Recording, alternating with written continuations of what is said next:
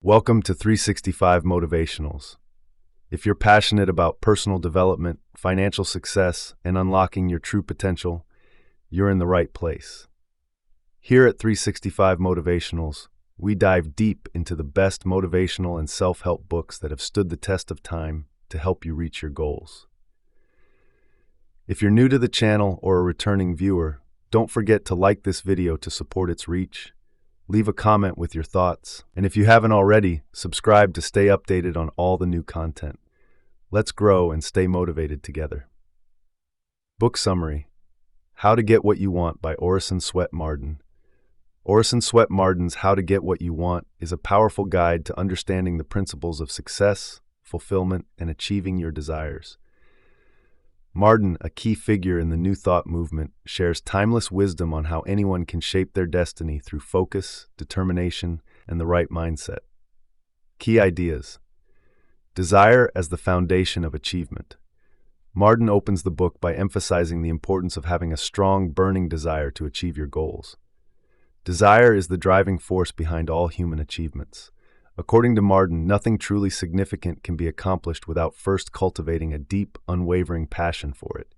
He encourages readers to develop clear, specific desires and to constantly nurture them through visualization and action.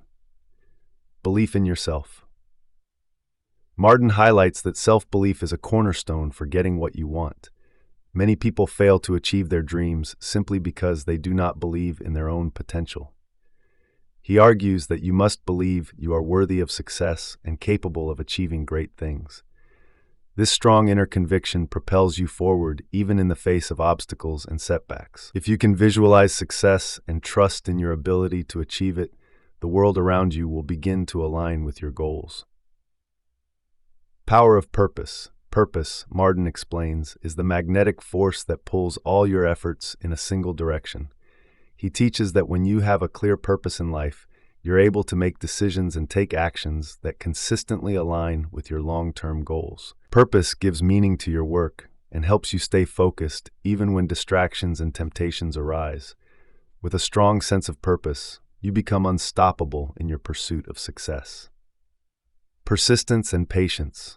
Persistence is one of the most critical ingredients for getting what you want. Marden shares stories of successful individuals who faced rejection, failure, and ridicule, but kept going because of their determination. He reminds readers that all great achievements require time and perseverance. You must stay the course and be patient, even when results aren't immediate. Every effort, even if it seems small, brings you one step closer to your desired outcome. Thoughts shape your reality. Another major theme in the book is the power of your thoughts. Marden draws upon the New Thought philosophy, which emphasizes that your thoughts create your reality. He explains that negative, limiting thoughts will lead to failure and frustration, while positive, empowering thoughts will attract success and abundance. By controlling your thoughts and focusing on what you want rather than what you fear, you can literally change your circumstances and manifest your desires. Action is essential. While positive thinking and visualization are important, Marden stresses that action is equally vital. He warns against falling into the trap of passive dreaming. To get what you want, you must actively pursue it. This means taking daily steps, no matter how small, toward your goals. Marden encourages readers to cultivate discipline and develop habits that bring them closer to their desired outcomes. Success is built on a foundation of consistent, focused effort. Overcoming fear. Fear, according to Marden, is one of the greatest barriers to success. It paralyzes your ability to act and undermines your self-confidence. He teaches that the only way to conquer fear is by facing it head-on. By stepping out of your comfort zone and taking calculated risks, you begin to dismantle the power that fear holds over you. Marden also suggests surrounding yourself with positive, supportive individuals who inspire you to be courageous and take bold action. Gratitude and the law of attraction. Marden touches on the importance of gratitude, explaining that being thankful for what you have opens the door for more blessings to come into your life. He draws a parallel to the law of attraction, where your energy and mindset attract similar energies from the universe.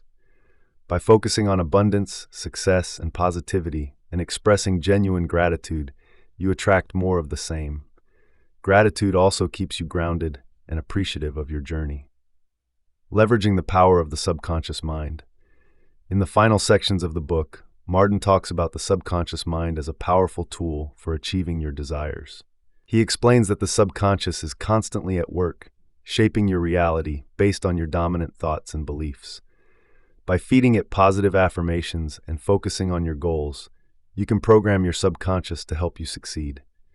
Marden suggests using daily affirmations and visualization to reinforce your desired outcomes and keep your mind aligned with your goals. Success is a process.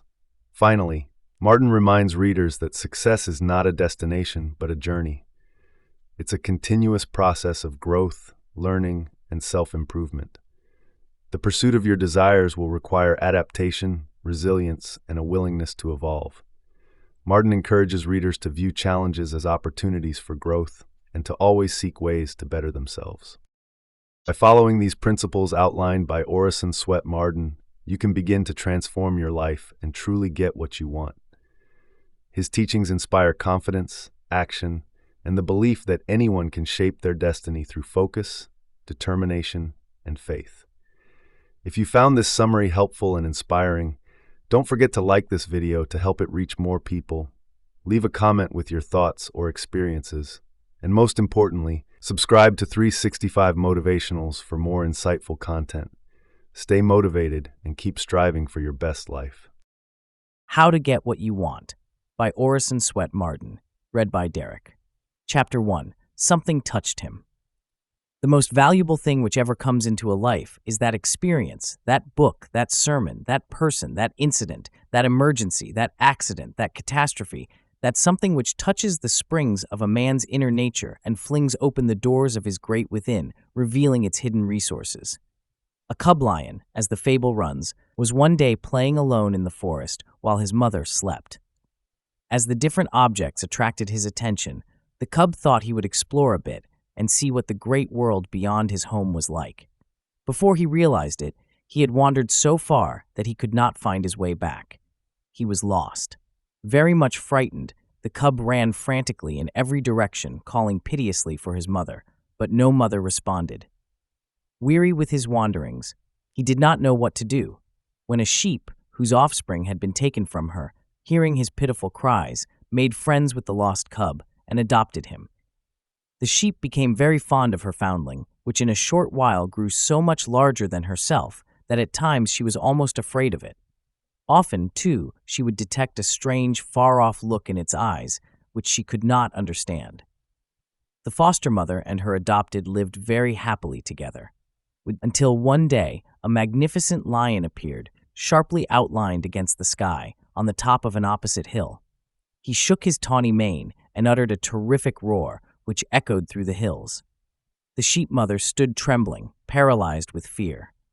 But the moment this strange sound reached his ears, the lion cub listened as though spellbound, and a strange feeling which he had never before experienced surged through his being until he was all aquiver. The lion's roar had touched a chord in his nature that had never before been touched.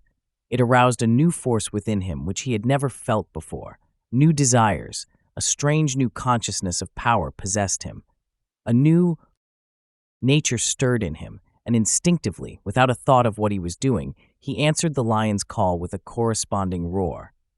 Trembling with mingled fear, surprise, and bewilderment at the new powers aroused within him, the awakened animal gave his foster mother a pathetic glance, and then, with a tremendous leap, started toward the lion on the hill. The lost lion had found himself. Up to this, he had gamboled around his sheep mother, just as though he were a lamb developing into a sheep, never dreaming he could do anything that his companions could not do, or that he had any more strength than the ordinary sheep. He never imagined that there was within him a power which would strike terror to the beasts of the jungle. He simply thought he was a sheep, and would run at the sight of a dog and tremble at the howl of a wolf. Now he was amazed to see the dogs, the wolves, and other animals which formerly had so terrified him flee from him. As long as this lion thought he was a sheep, he was as timid and retiring as a sheep. He had only a sheep's strength and a sheep's courage, and by no possibility could he have exerted the strength of a lion. If such a thing had been suggested to him, he would have said, "How could I exert the strength of a lion? I am only a sheep, and just like other sheep, I cannot do what they cannot do." But when the lion was aroused in him, instantly he became a new creature, king of the forest, with no rivals save the tiger and the panther. This discovery doubled, trebled, and quadrupled his conscious power, a power which it would not have been possible for him to exert a minute before he had heard the lion's roar. But for the roar of the lion on the distant hill, which had aroused the sleeping lion within him, he would have continued living the life of a sheep and perhaps would never have known that there was a lion in him. The roar of the lion had not added anything to his strength, had not put new power into him. It had merely aroused in him what was already there, simply revealed to him the power he already possessed.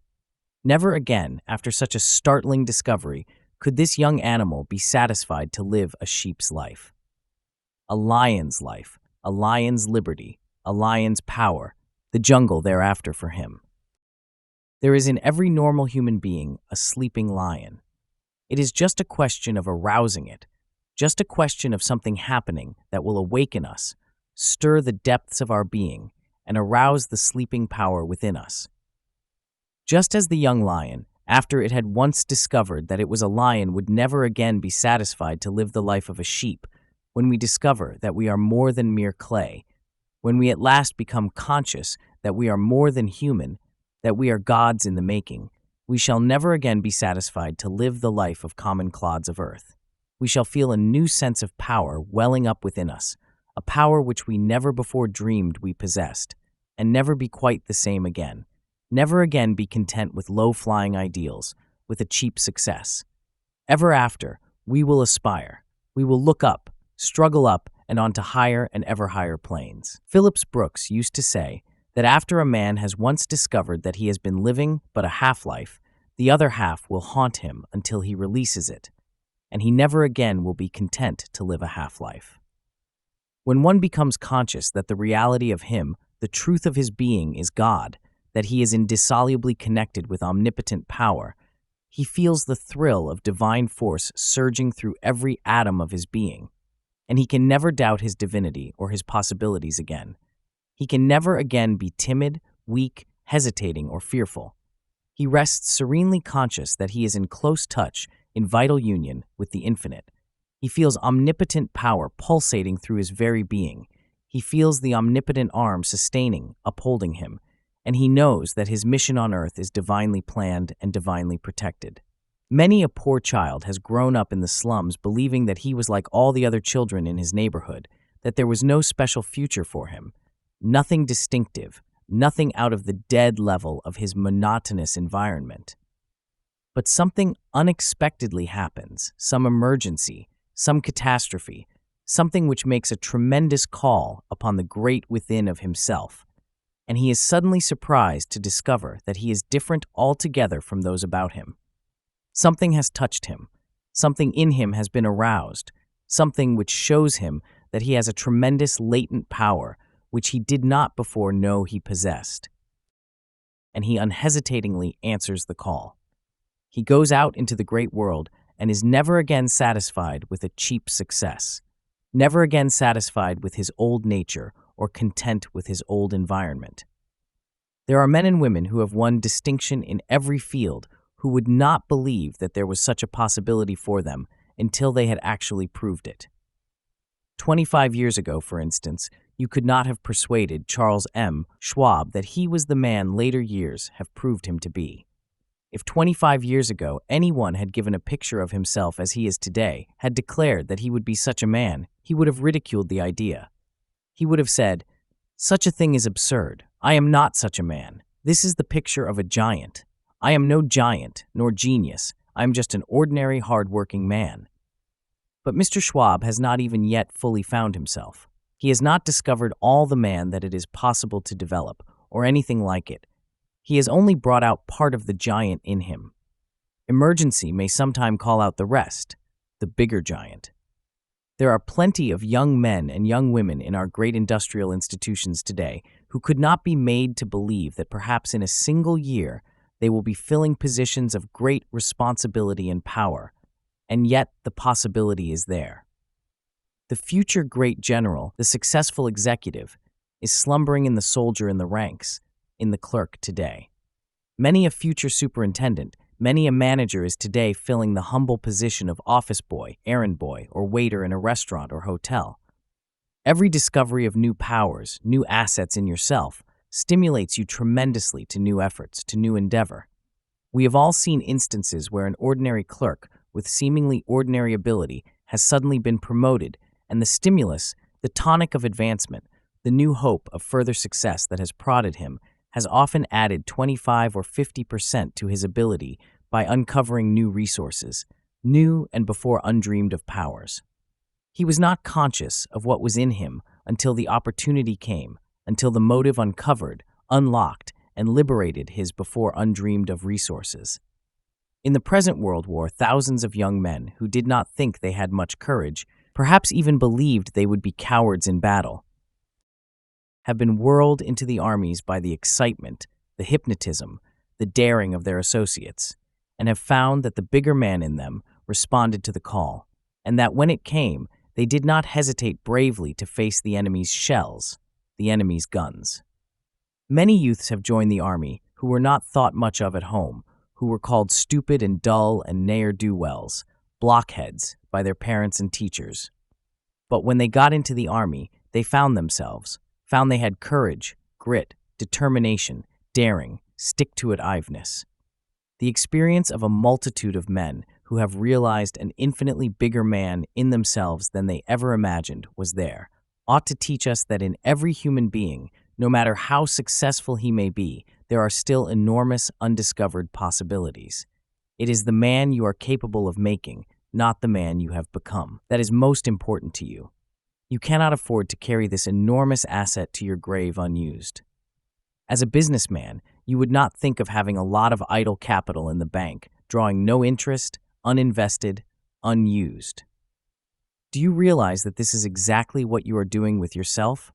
You have assets within you infinitely more valuable than money capital. Why do you not use your capital? This is what you would ask a businessman who was pinching along, worried all the time because he thought he could not meet his obligations, pay his notes, when he had a large amount of idle capital in the bank. You would declare the man was foolish. You are more foolish because you have immortal capital lying idle. Why don't you use it? Why do you hitch along in this little one-horse way all your life on a little capital when you have so much used capital, so much reserve assets? Why use them? Try to bring out that possible man. You know that you never have done it to anything like its possibility as yet. Now, why not plan to bring out this enormous residue, these great unused resources, this locked-up ability which has never come out of you? You know it is there. You instinctively feel it. Your intuition, your instinct, your ambition tell you that there is a much bigger man in you than you have ever found or used.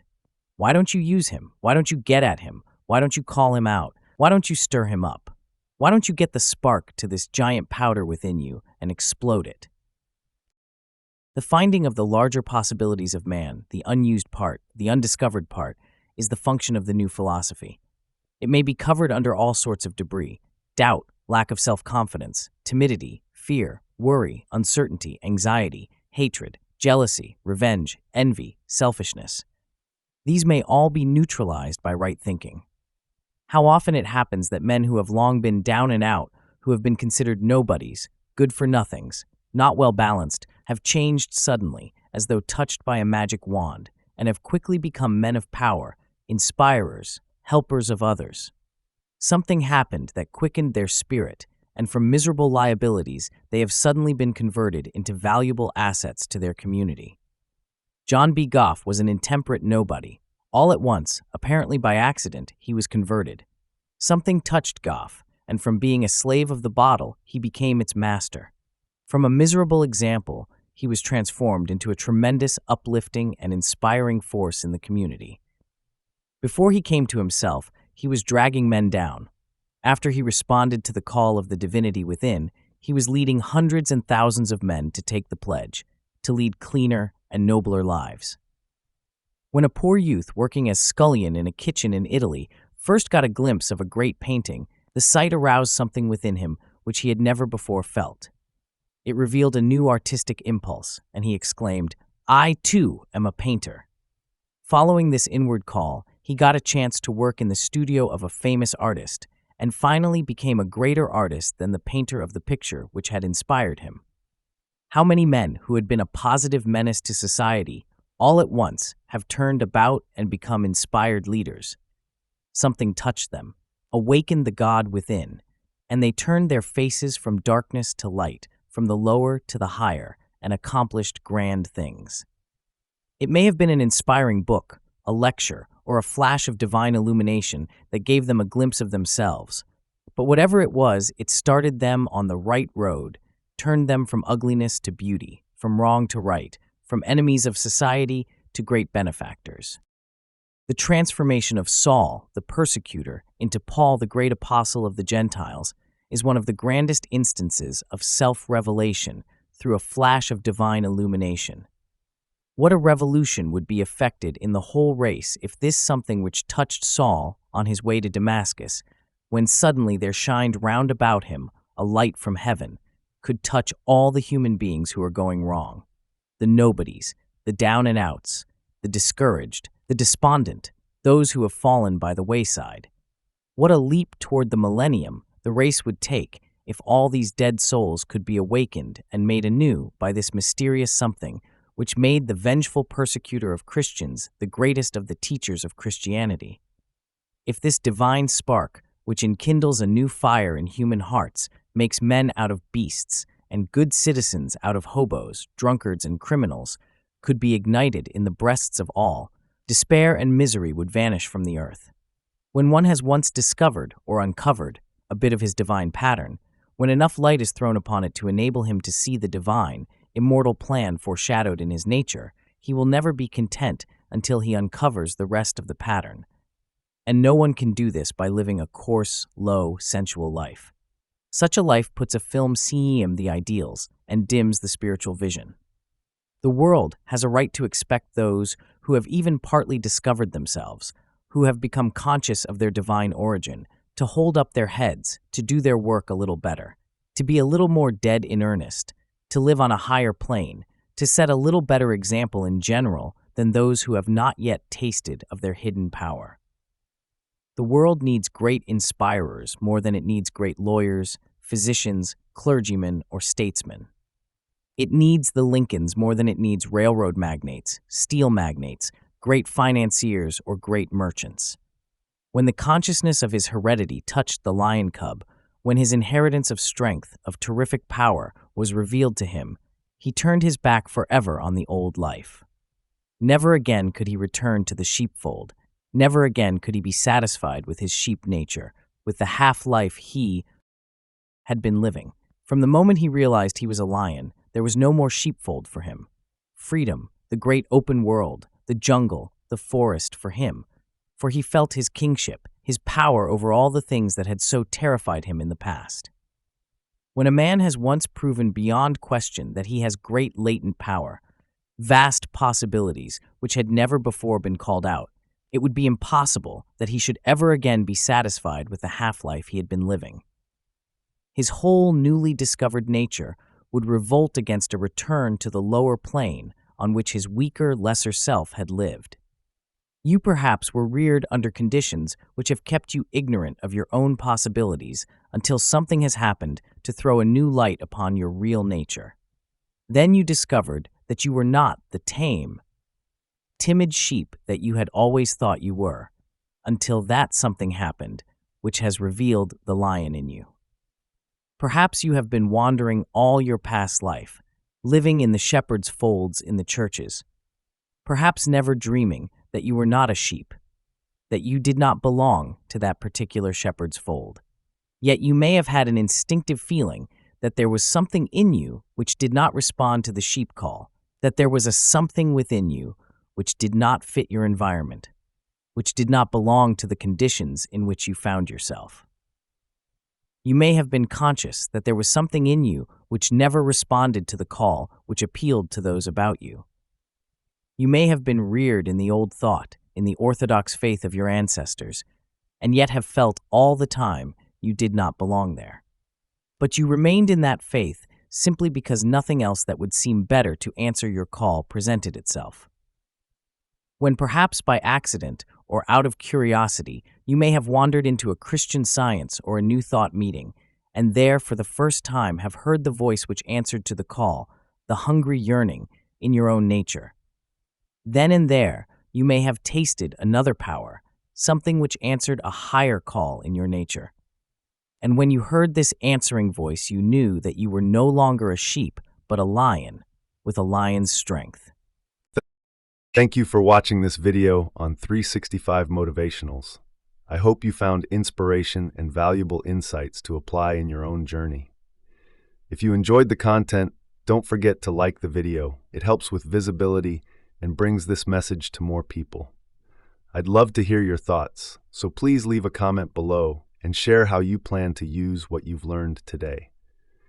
If you haven't already, make sure to subscribe and hit the notification bell so you never miss